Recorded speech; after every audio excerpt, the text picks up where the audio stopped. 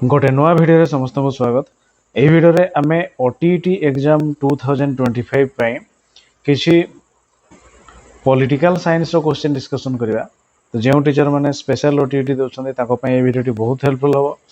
तो एथिरे रहिछि किछि सिलेक्टिव क्वेश्चन गुडी कोन रहिछि देखिनवा। क्वेश्चन नंबर 71 आम संविधान रे केउ धारा रे शिक्षा लाभ को मौलिक अधिकार भाबे जोग करा जाइछि। ऑप्शन रे अछि 21A ना 22A ना 24A ना 25A। तबे संविधान रो केउ धारा रे हमरो मौलिक अधिकार माने शिक्षा को गोटे मौलिक अधिकार भाबे जोग करा जाइछि। तबे तार आंसर हे जिवो कोन ना 21A। ऑप्शन ए हे जिवो राइट आंसर। एबारे क्वेश्चन नंबर 72 1978 मसिया रे प्रणीत केतेतम संविधान संशोधन आईन करा जायथिला। 25तम ना 42तम ना 44तम ना 52तम। 1978 मसिया रे प्रणीत संविधान रो केतेतम संशोधन आईन करा जायथिला। तबे तार आंसर हे जिवो कोन ना 44तम। ऑप्शन सी हे जिवो राइट आंसर। तबे एई 1978 मसिया रे 1978 मसिया रे 44तम संविधान संशोधन करा हितिला। सेही संशोधन आईन द्वारा कोन हितिला ना संपत्तिगत अधिकार को मौलिक अधिकार तालिका रो बाद दिया गला। सुतरां तामाने संविधान रो 300 क धारा अनुसार संविधान रो केते ना 300 क बा जोटा कि हमें ए कहबा 300 क धारा अनुसार संपत्तिगत अधिकार एक मौलिक अधिकार नुहे बोली सेतबेले घोषित करा गला।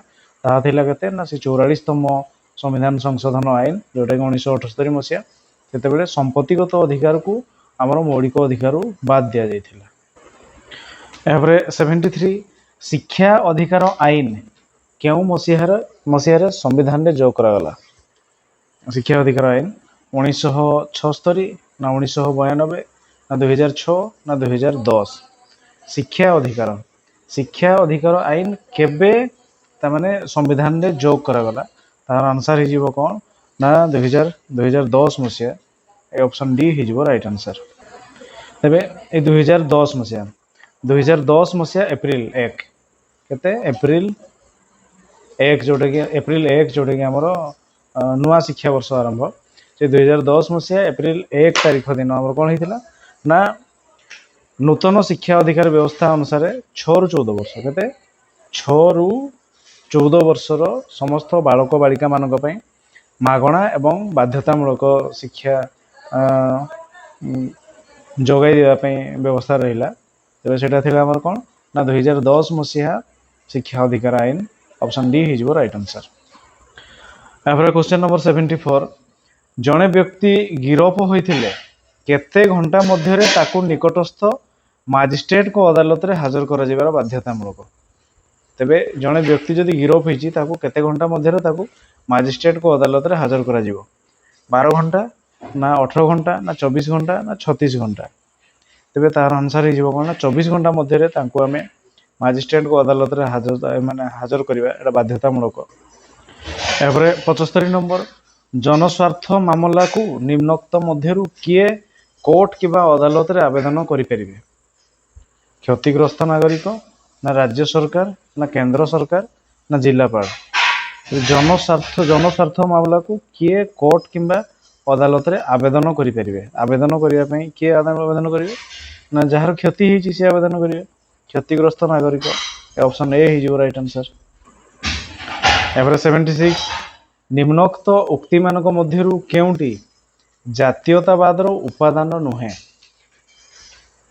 जातिगत ऐक्य ना धर्मगत ऐक्य ना भाषागत ऐक्य ना प्रतिहिंसा भाव। प्रतिहिंसा भाव कोन उठे दैछि। तबे जातीयतावाद रो उपादान प्रतिहिंसा भाव होई परिबो नाही। तेणु ऑप्शन डी हे जिवो राइट आंसर।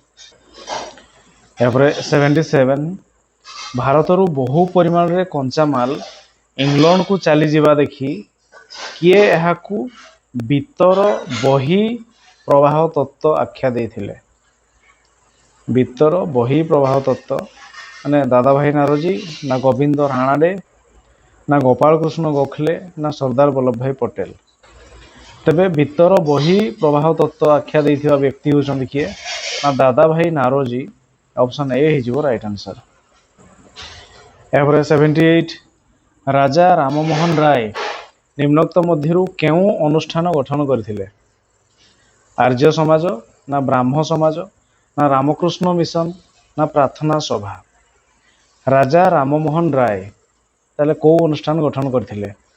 तेबे एहार आंसर हे जीवो कोन ना से राजा राममोहन राय ब्राह्म समाज कोन ना ब्राह्म समाज गठन करथिले। ऑप्शन बी हे जीवो राइट आंसर। एहापरे 79 आनंद मठ उपन्यासर लेखक किए? रवींद्रनाथ ठाकुर ना सुब्रमण्यम भारती ना बंकिम चंद्र ना विष्णु शास्त्री? आनंद मठर लेखक होचंदी किए ना बंकिम चंद्र चटर्जी। ऑप्शन सी बंकिम चंद्र हे जीवो राइट आंसर।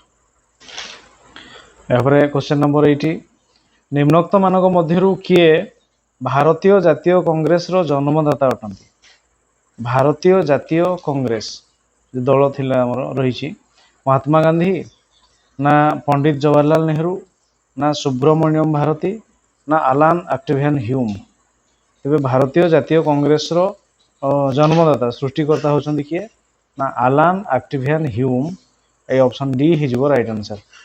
तेबे भारतीय जातीय कांग्रेस सृष्टि रो जनक आलान एक्टिवियन ह्यूम। तेबे ताहिथिला केबे ना 1885 मसीह रे आलान एक्टिवियन ह्यूम को उद्यम रे भारतीय जातीय कांग्रेस रो सृष्टि। तेणु ऑप्शन डी यार right answer. Every question number 81 निम्नोक्त धर्म मध्यरु केउ धर्मटी भारतर आत्मा सदृश्य? सनातन धर्म ना ख्रीष्ट धर्म ना इस्लाम धर्म ना बौद्ध धर्म? तेबे यार आंसर हे जीवो सनातन धर्म हिंदू धर्म। ऑप्शन ए हे जीवो राइट आंसर। 82 प्रतिवर्ष केउ दिनटी को भारत रे जातीय संहति दिवस रूपे पालन करा जाए? अगस्त 15 ना जनवरी 26 ना अक्टोबर 31 ना अप्रैल 5? जातीय संहति दिवस होची के ना अक्टोबर 31 तारीख होची हमर जातीय संहति दिवस। Option C right answer. एवरे 83 ग्लोरियस रिवोल्यूशन निम्नोक्त मध्यरु केउ देश रे होइथिला? जर्मन ना इटली ना इंग्लैंड ना फ्रांस? ए ग्लोरियस रिवोल्यूशन कोठी हेइथिला? तो एहार आंसर हे जीवो कोन ना इंग्लैंड रे। ऑप्शन सी हे जीवो राइट आंसर। 84 आम देश रे केबे प्रथम थर पई मुक्त और निरपेक्ष निर्वाचन प्रक्रिया आरंभ होला? 1950 ना 51 ना 52 ना 53? तेबे केबे प्रथम थर पई हमरो कोन हिछि ना मुक्त और निरपेक्ष निर्वाचन? तेबे एहार आंसर हे जीवो कोन ना 1952 मसिया रे। ए ऑप्शन सी हे जीवो राइट आंसर। एहापरे 85 निम्नोक्त मध्यरु सर्वाधिक केते जन सभ्य ओडिसा रु राज्य सभा को निर्वाचित होइथांती? 21 ना 18 ना 12 ना 10? राज्य सभा को 10 जन जाइथांती आ लोकसभा को 21 जन। एथिरे राज्य सभा कथा कहैछि तेणु ऑप्शन डी 10 हे जीवो राइट आंसर। 86 निम्नोक्त मध्यरु किए अर्थ आयोग गठन करंती? प्रधानमंत्री ना अर्थमंत्री ना राष्ट्रपति ना अर्थ सचिव? तेबे अर्थ आयोग गठन करथिबा व्यक्ति होचंदी किए ना राष्ट्रपति को बिना अनुमति रे ए अर्थ बिल आगत हे परिबनी। अर्थ आयोग गठन से करंती। ऑप्शन सी राष्ट्रपति हे जीवो राइट आंसर। 87 अर्थ चिठा को राज्यसभा प्राप्ति दिन ठारू निम्नोक्त केते दिन मध्य अनुमोदन करने वांछनीय? अर्थ चिठा को राज्यसभा प्राप्ति दिन ठारू राज्यसभा अनुमति दे सारा पर केते दिन मध्य अनुमोदन करने वांछनीय? 14 ना 10 ना 12 ना 16? तेबे अर्थ चिठा राज्यसभा रे प्राप्ति हेबा परे केते दिन मध्य अनुमोदन करा जिबा तार विधेय रही 14 दिन। केते ना 14 दिन। ऑप्शन ए ही जीवो राइट आंसर। एहापरे 88 भारतर संसदीय सरकार रे किए सर्वोच्च शासक अटंती? राष्ट्रपति ना उपराष्ट्रपति ना प्रधानमंत्री ना बाचस्पति? तेबे संसदीय सरकार कथा आछि। तेबे संसदीय सरकार मंत्रिमंडल मानक मध्य सर्वोच्च शासनकर्ता होउछन्ति किए ना प्रधानमंत्री। तो संसदीय सरकार रे राष्ट्रपति मुख्य रही प्रधानमंत्री ही होउछन्ति सर्वोच्च शासनकर्ता। तेणु ऑप्शन सी हो राइट आंसर। 89 राष्ट्रपति बहिष्कार पाई महाभियोग प्रस्ताव प्रथमे संसदर केउ गृह रे आगत करा जाय परिबो? राज्यसभा ना लोकसभा ना उभय गृह ना कौनसी नुह? एवं राष्ट्रपति बहिष्कार पाई महाभियोग प्रस्ताव कौटी आरंभ हम ना से हो उभय गृह रे आगत करा जाय परिबो। उभय गृह ऑप्शन सी हो राइट आंसर। 90 कहार मर्जी अनुसार मंत्री परिषद शासन दायित्व रे रहंती? राष्ट्रपति ना उपराष्ट्रपति ना लोकसभा ना राज्यसभा? तेरे कहार मर्जी अनुसार मंत्री माने सब शासन दायित्व नहीं थांती। तो तार आंसर हो कौन ना लोकसभार मर्जी अनुसार से माने काहू कौन दायित्व दिया जाय सेटा सब बंटन करा हिथे। ऑप्शन सी हो राइट आंसर। 91 कौनसी राज्य रे राष्ट्रपति शासन जारी करा गले सेठारे किए वास्तव कार्यपालिका भाव कार्य करती? राज्य कथा कहई। तेरे राज्य रे जदि राष्ट्रपति शासन जदि देश रे लागू है बा राज्य जदि कथा कह तेरे सेठिकार कार्यपालिका दायित्व किए नियंती? राष्ट्रपति नियंती ना प्रधानमंत्री ना राज्यपाल ना मुख्यमंत्री?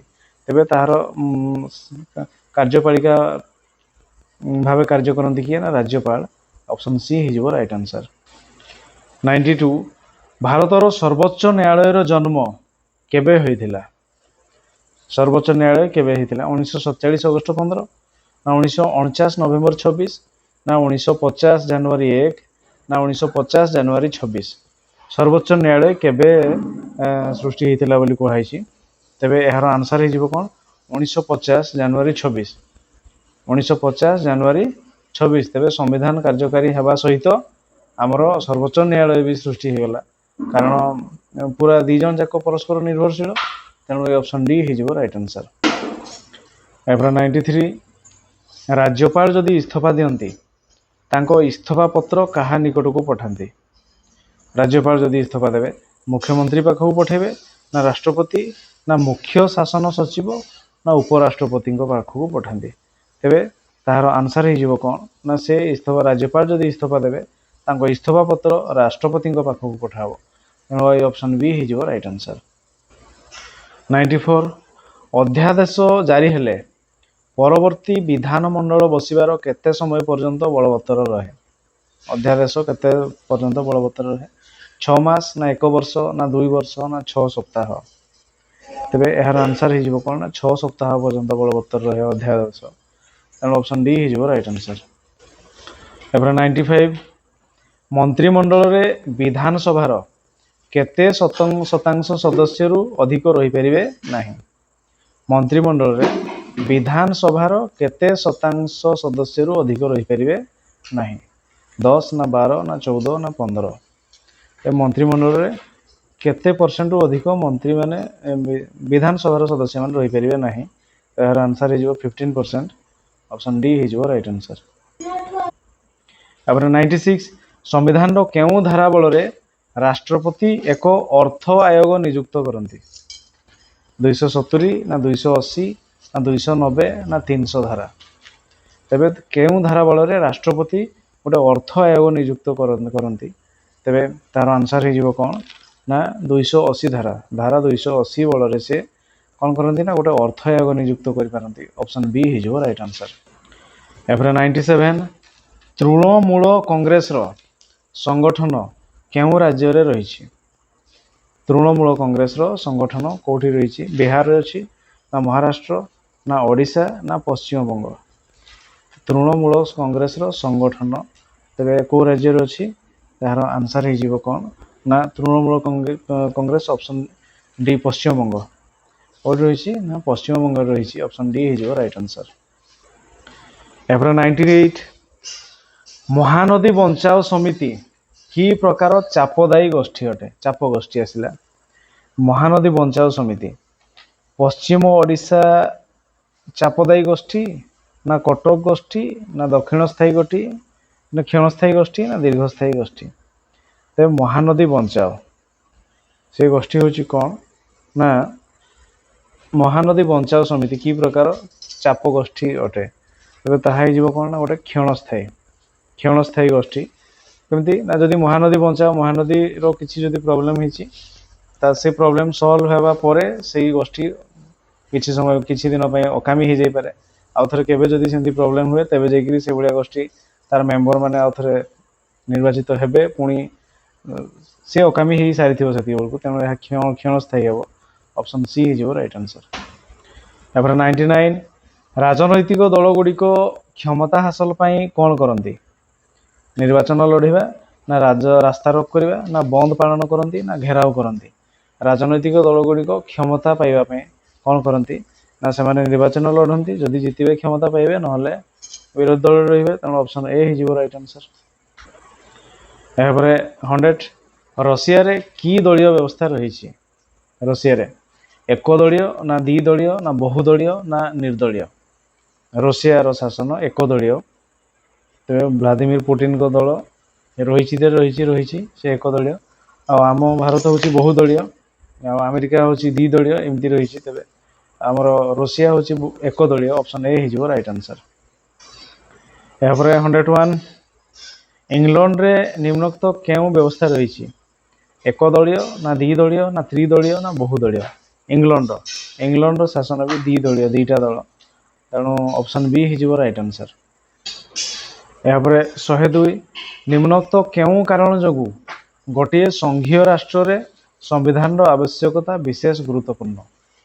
ଗୋଟିଏ ସଂଘୀୟ ରାଷ୍ଟ୍ରରେ ସମ୍ବିଧାନର ଆବଶ୍ୟକତା, ନିୟମକାନୁନ କେଉଁଥିପାଇଁ ଆବଶ୍ୟକ? ସମ୍ବିଧାନ କେନ୍ଦ୍ର ଓ ରାଜ୍ୟ ସରକାରଙ୍କ ମଧ୍ୟରେ କ୍ଷମତା ବଣ୍ଟନ କରେ, ନା ସମ୍ବିଧାନ କେନ୍ଦ୍ର ଶାସନକୁ ଶାସନ ପରିଚାଳନାର ପଥ ଦେଖାଏ, ନା ସମ୍ବିଧାନ ରାଷ୍ଟ୍ରର ବିଭିନ୍ନ ସମସ୍ୟାର ସମାଧାନ କରେ। ତେବେ କେଉଁ କାରଣ ଯୋଗୁଁ ଗୋଟିଏ ସଂଘୀୟ ରାଷ୍ଟ୍ରରେ ସମ୍ବିଧାନର ଆବଶ୍ୟକତା ବିଶେଷ ଗୁରୁତ୍ୱପୂର୍ଣ୍ଣ?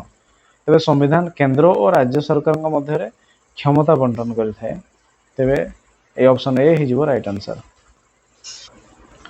ଏହାପରେ 103 ନିମ୍ନୋକ୍ତ ରାଷ୍ଟ୍ରମାନଙ୍କ ସମ୍ବିଧାନମାନଙ୍କ ମଧ୍ୟରୁ କେଉଁ ରାଷ୍ଟ୍ରର ସମ୍ବିଧାନ ବିକଶିତ ସମ୍ବିଧାନର ଜ୍ୱଳନ୍ତ ଉଦାହରଣ ଅଟେ? ବିକଶିତ ସମ୍ବିଧାନ ଅଟେ ଯଦି କହିବା ଯୁକ୍ତରାଷ୍ଟ୍ର ଆମେରିକା, ନା ସୋଭିଏତ ରୁଷ, ନା ବ୍ରିଟେନ, ନା ଭାରତ। ତେବେ କେଉଁ ରାଷ୍ଟ୍ରର ସମ୍ବିଧାନ ବିକଶିତ ସମ୍ବିଧାନର ଜ୍ୱଳନ୍ତ ଉଦାହରଣ ଯଦି କହିବା ତେବେ ଆମେ ତାହା କହିବା କ'ଣ ନା ବ୍ରିଟେନର ସମ୍ବିଧାନ। ତେବେ ବିକଶିତ ସମ୍ବିଧାନର ଜ୍ୱଳନ୍ତ ଉଦାହରଣ ବ୍ରିଟେନ ବା ବ୍ରିଟିଶ ମାନଙ୍କର ଯେଉଁଟା ରହିଛି। ତେଣୁ ଏ ଅପସନ୍ ସି ହେଇଯିବ ରାଇଟ୍ ଆନ୍ସର। ଏହାପରେ 104 ନିମ୍ନୋକ୍ତ ମସିହା ମଧ୍ୟରୁ କେଉଁ ମସିହାରେ କ୍ୟାବିନେଟ ମିଶନଙ୍କ ସୁପାରିଶ ଅନୁସାରେ ଭାରତରେ ଲୋକ ପ୍ରତିନିଧିମାନଙ୍କୁ ନେଇ ଏକ ସମ୍ବିଧାନ ପ୍ରଣୟନ ସଭା ତିଆରି ହୋଇଥିଲା?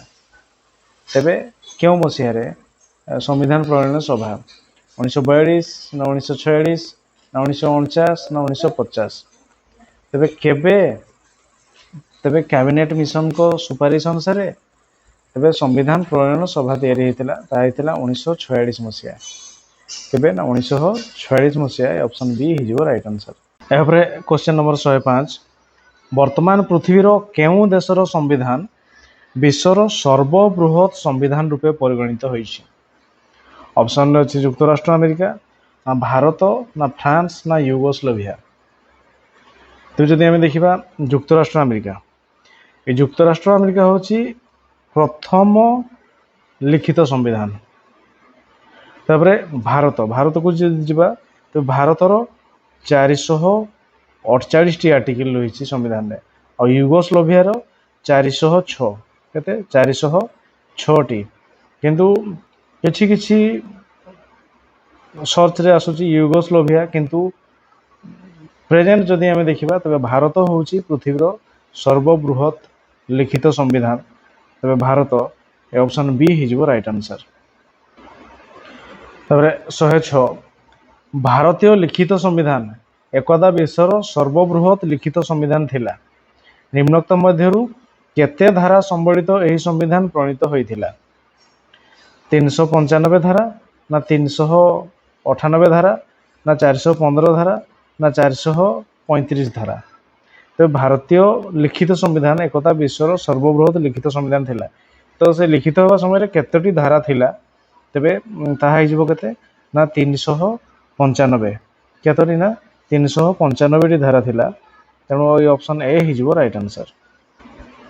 यापर 107 निम्नोक्त मध्यरु जेउ संविधान सहजरे संशोधन एवं परिवर्तन करा जाय पारिबनी ताकू केउ संविधान कहा जाय? अनमनीय ना नमनीय ना लिखित ना अलिखित? तेबे जोटाको आमे संशोधन करि परिबा नाही ताकू आमे अनमनीय संविधान कहबा। ऑप्शन ए हिजबो राइट आंसर। यापर 108 भारत संविधान रो केउ धारा रे संविधान संशोधन प्रणाली वर्णित होईछि?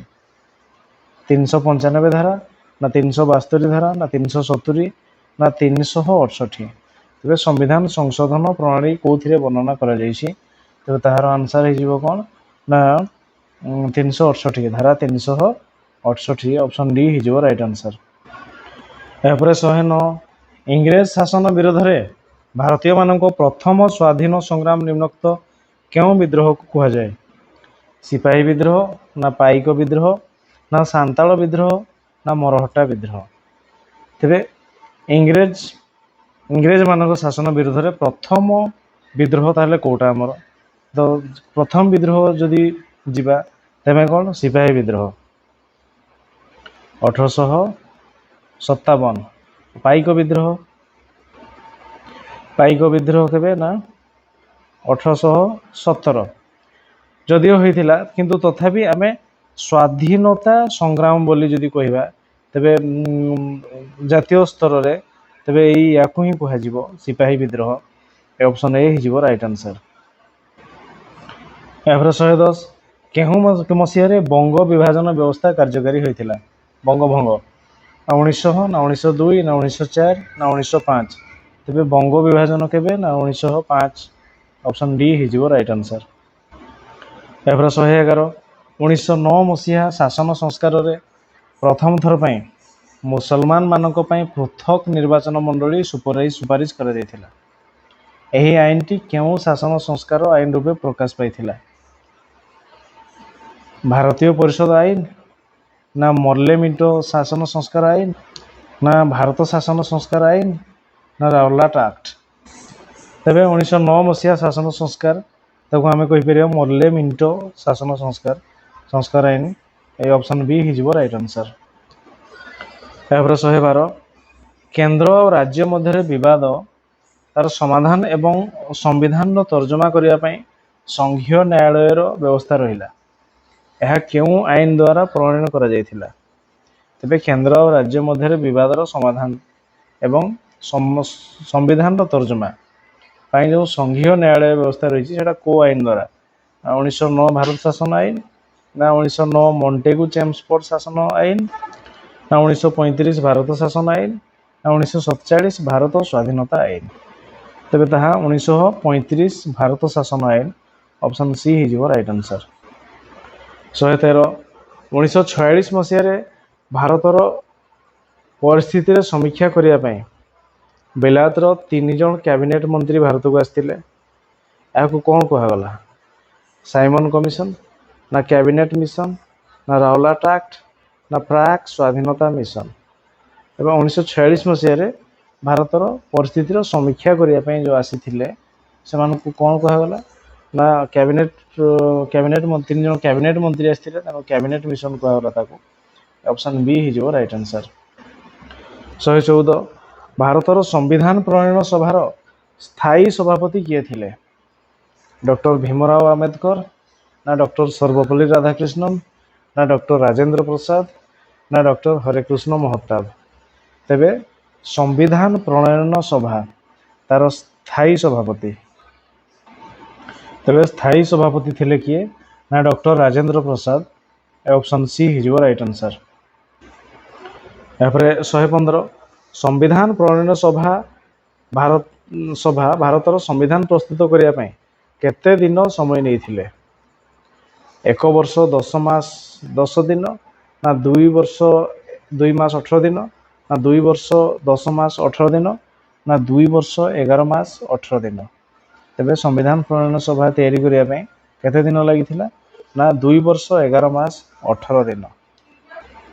कारण आरंभ होता केबे ना 1946 डिसेम्बर 9 तारीख 1946 डिसेम्बर 9 आ सरला केबे ना 1949 नवेम्बर 26 केते ना नवेम्बर 26 तेबे जदि हिसाब करबा तेबे केते ना 2 वर्ष 11 मास 18 दिन समय लगी ए ऑप्शन डी हिजो राइट आंसर। एपर 116 निम्नोक्त मानक मध्यरु किए संविधान प्रणयन चिठा प्रणयन समितिर सभापति रूपे नियुक्त पाइथिले। चिठा प्रणयन समिति डॉक्टर भीमराव अंबेडकर ना केटी साहा ना एम भी पालित ना डॉक्टर ए सुबेराव। तेरे किए संविधान प्रणयन चिठा प्रणयन समितिर सभापति होते तेरे यार आंसर हो भीमराव अंबेडकर। ऑप्शन ए हो राइट आंसर। एपर 117 कैबिनेट मिशन प्रस्ताव अनुଯାयी संविधान प्रणयन सभार प्रथम अधिवेशन काहांक सभापति रे अनुष्ठित होइथिला। तेबे संविधान प्रणयन सभार प्रथम अधिवेशन कहा सभापति रे होइथिला। डॉक्टर राजेंद्र प्रसाद ना डॉक्टर भीमराव अंबेडकर ना सच्चिदानंद सिन्हा ना उमेश चंद्र बनर्जी। तेबे प्रथम कैबिनेट मिशन प्रस्ताव अनुसार प्रथम अधिवेशन तेबे कहा सभापति रे होइथिला। तेबे यार आंसर हो कौन ना सच्चिदानंद सिन्हा। ए ऑप्शन सी हो राइट आंसर। 118 संविधान प्रणयन सभा गठन करिया पई देश रे केबे निर्वाचन अनुष्ठित होइथिला। 1946 जुलाई मासरे ना 1946 मसीहा अगस्त मासरे ना 1947 मसीहा जुलाई मासरे ना 1947 मसीहा अगस्त मासरे। तेबे सभा गठन करिया पई केबे निर्वाचन अनुष्ठित होइथिला। तेबे यार आंसर हो कौन ना 1946 मसीहा जुलाई मासरे 1946 जुलाई मासरे निर्वाचन होइथिला। ऑप्शन ए हो राइट आंसर। 119 भारतीय संविधान एकदा पृथ्वीर श्रेष्ठ संविधान मान्यता पाइथिला। एथिपे भारतर केउ व्यक्ति को आधुनिक भारतर मनु एवं भारत संविधान पिता बोली कहा जाउथिला। सर स्टाफोर्ड क्रिप्स ना रामजी अंबेडकर ना डॉक्टर राजेंद्र प्रसाद ना जवाहरलाल नेहरू। तेबे संविधान पिता होचंती अंबेडकर। ऑप्शन बी हो राइट आंसर।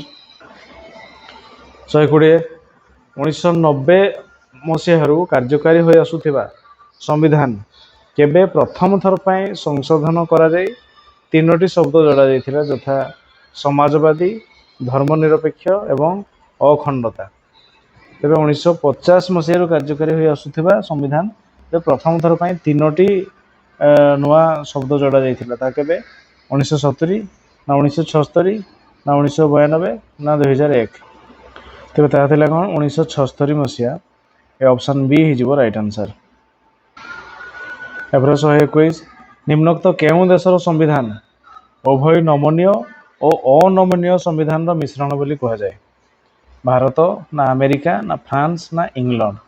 तेबे कोटा दीटा जाक तेबे कह भारत भारत। तेबे ऑप्शन ए हो राइट आंसर जहाँकि हमर उभय नमनीय और अनमनीय। Option A right answer. एपर 122 आम देशर संविधान धारा अनुसार निम्नोक्त केउ परिस्थिति सृष्टि हेले प्रधानमंत्री और मंत्री परिषद इस्तीफा देवा बाध्य होती। प्रधानमंत्री कार्यकलाप मंत्री परिषद असंतुष्ट प्रकाश कले ना संसदर निम्न सदन मंत्री परिषद विरोध में अनास्था प्रस्ताव आने और गृहीत हेले ना संसदर उच्च सदन जदि अनास्था प्रस्ताव आनी ताहा गृहीत कराई दिए ना राष्ट्रपति जदि प्रधानमंत्री कार्य हस्तक्षेप करते। तेबे केमती परिस्थिति हेले प्रधानमंत्री एवं मंत्री परिषद समस्त मंत्री एवं प्रधानमंत्री इस्तीफा देवा बाध्य हे। केमती हे जदि संसदर निम्न सदन जोटा कि आम लोकसभा से लोकसभार मैक्सिमम सदस्य जो माने कि प्रधानमंत्री बाछिଛନ୍ତି एवं ये मंत्री मान को बाछिଛନ୍ତି से माने ही जदि मानक विरुद्ध प्रधानमंत्री एवं मंत्री मान विरुद्ध अनास्था प्रस्ताव आणवे और गृहीत हम ताहा तेबे बाध्य होगी प्रधानमंत्री और मंत्री परिषद इस्तीफा देवे। तेणु ऑप्शन बी हो राइट आंसर। 123 भारतीय संविधान रे कौन सी स्थान रे भारत एक राष्ट्र संघ बा संघीय राष्ट्र बोली उल्लेख नथिले मध्य निम्नोक्त केउ कारण पई एहाको संघीय राष्ट्र रूपे ग्रहण करा जाउछि। संघीय व्यवस्था अनुसार प्रधानमंत्री राष्ट्र शासन मुख्य अटंती ना संघीय राष्ट्र क्षमता केंद्र सरकार मध्य सीमित ना उभय राज्य और केंद्र सरकार एक शासन अधीन अटंती ना केंद्र और राज्य मानक मध्य क्षमता बंटन होइछि।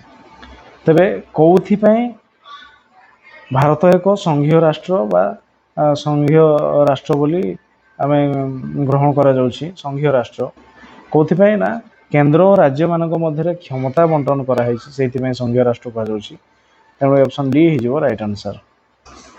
यापर 124 भारतीय मानकर कौनसी राष्ट्र धर्म नहीं, विभिन्न धर्मर समन्वय घटी, विभिन्न धर्मर लोक बास करती, संविधान रे धर्म संक्रांतीय केउ नीति व्यक्ति मानक पई उद्दिष्ट रही। ऑप्शन रही व्यक्ति को जेकोसी गोटे धर्म ग्रहण करिवार अधिकार रही ना व्यक्ति प्रत्येक धर्म को सम्मान जणाइबो और पालन करि परिबो, व्यक्ति जेकोसी धर्म ग्रहण करी यार प्रचार और प्रसार करि परिबो ना व्यक्ति जेकोसी निर्दिष्ट धर्म ग्रहण करने को बाध्य अटे। सेमती नहीं, ये ऑप्शन सी हो व्यक्ति जेकोसी धर्म ग्रहण करी यार प्रचार और प्रसार करि परिबो। Option C right answer. यापर 125 भारत संविधान चतुर्थ परिच्छेद रे केउ धारारु केउ धारा मध्य राष्ट्रर निर्देशमूलक नीति माध्यम रे नागरिक मानकु सामाजिक और अर्थनैतिक अधिकार प्रदान करा जायछि। ऑप्शन रे अछि 25 रु 28 धारा ना 29 रु 35 धारा ना 36 रु 51 धारा ना 51 रु 56 धारा।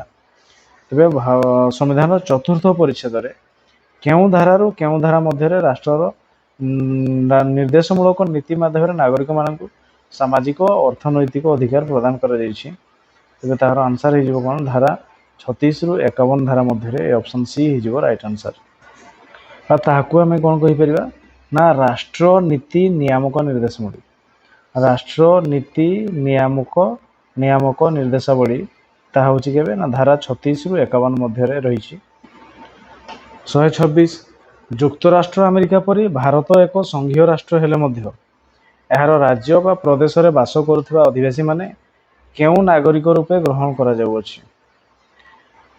युक्तराष्ट्र अमेरिका भारत एक संघीय राष्ट्र हेले मध्य राज्य बा प्रदेश बाहर बास करुवा अधिवासी माने केउ नागरिक रूपे ग्रहण करा जाउछि। राज्यर नागरिक ना देशीय नागरिक ना भारतीय नागरिक ना केंद्रीय नागरिक। तेबे जदि राज्य बा प्रदेश रे बास करुछि, यार राज्य माने ओडिशार लोकटे जाइकि हमर राजस्थान रे रहउछि कि काश्मीर रे रहउछि, से तथापि से भारतीय नागरिक। तेणु ये ऑप्शन सी हो राइट आंसर। यापर 127 2002 मसीहा 86तम संविधान संशोधन द्वारा आहरी गोटे मौलिक कर्तव्य जोग करा जाय 11 गोटे मौलिक कर्तव्य होइछि। निम्नोक्त मध्यरु केउ गोटिक मौलिक कर्तव्य रूपे जोग करा जायछि। पिलामानकर शिक्षादान अभिभावक मानकर मौलिक कर्तव्य ना पिलामानकु मागणारे शिक्षादान देवा राज्यर कर्तव्य ना पिलामानकु खाद्य और पोशाक जोगाइबा सरकारक कर्तव्य ना पिलामानकु आवासिक शिक्षा प्रदान करिबा राष्ट्रर कर्तव्य। तेबे पिलामानकु मागणारे शिक्षादान देवा राज्यर कर्तव्य बोली कराइछि। तेबे ये ऑप्शन बी हो राइट आंसर। यापर 128 मिलित जातिसंघर साधारण परिषद रे 1948 मसीहा डिसेम्बर 10 तारिख दिन केउ एक गुरुत्वपूर्ण घोषणा करथिले। देश देश मध्य आंतर्जातिक सहयोग प्रतिष्ठा ना सार्वजनीन मानविक अधिकार घोषणा ना आंतर्जातिक अस्त्र विरति आईन घोषणा ना आंतर्जातिक महिला सुरक्षा दिवस। तेज मिलित जातिसंघर साधारण परिषद रे 1948 मसीहा डिसेम्बर 10 तारिख दिन केउ गुरुत्वपूर्ण घोषणा कराइथिला। तेबे यार आंसर हे कौन ना सार्वजनीन मानविक अधिकार घोषणा करा जायथिला। मानव अधिकार ये ऑप्शन बी हो राइट आंसर।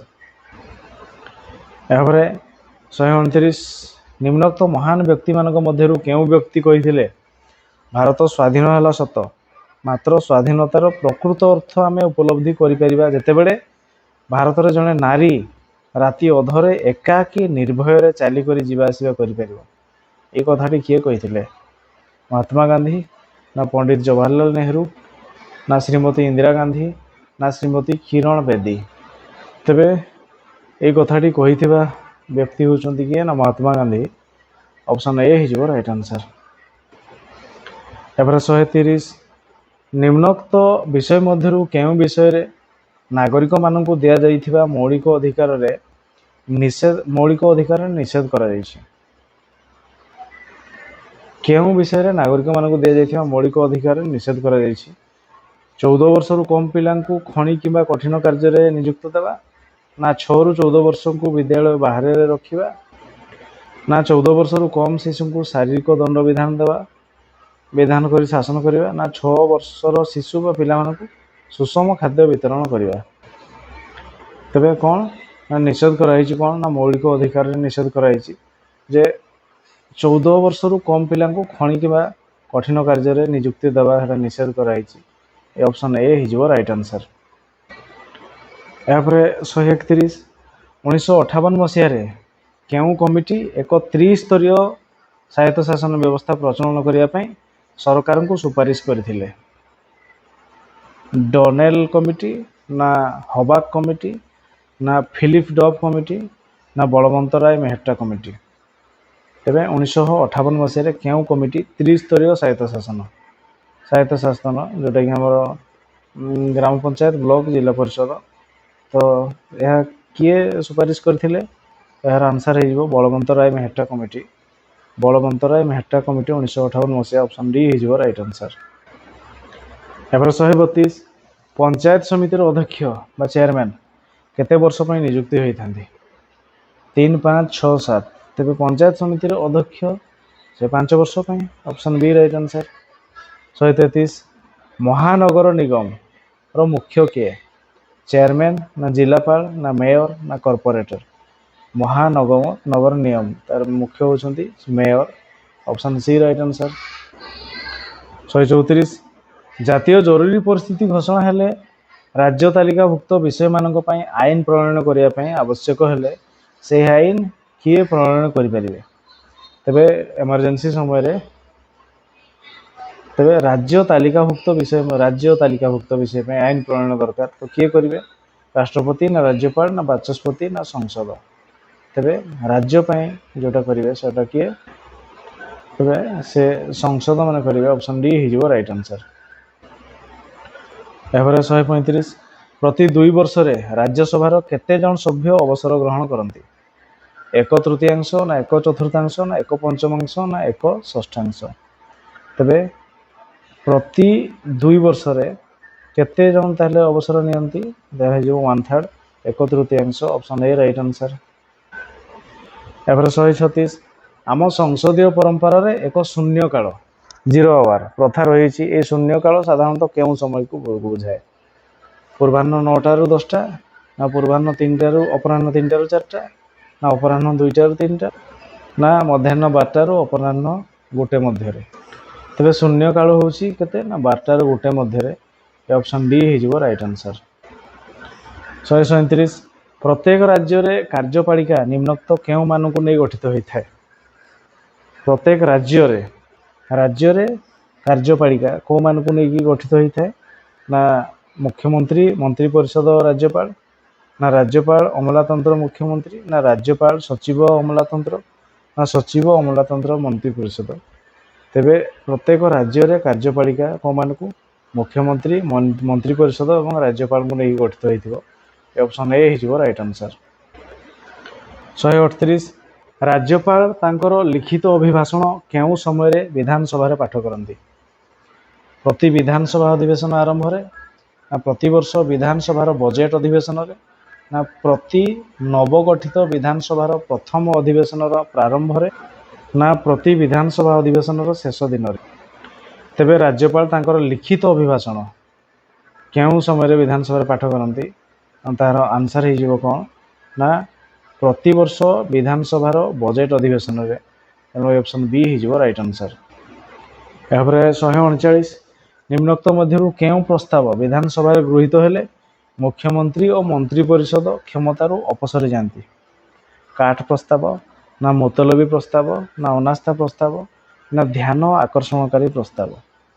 तेरे केउं प्रस्ताव विधानसभा गृहीत हेले मुख्यमंत्री और मंत्री परिषद क्षमतारू अपसरी जाती? मुख्यमंत्री भी जीवे और मंत्री परिषद भी ताले अपसरी जीवे। सेटा कौन हो जिवो ना अनास्था प्रस्ताव। ए ऑप्शन सी हो राइट आंसर। 140 निम्नोक्त मध्यरु केउंटी राजनैतिक दलर वैशिष्ट्यर अंशविशेष अटे?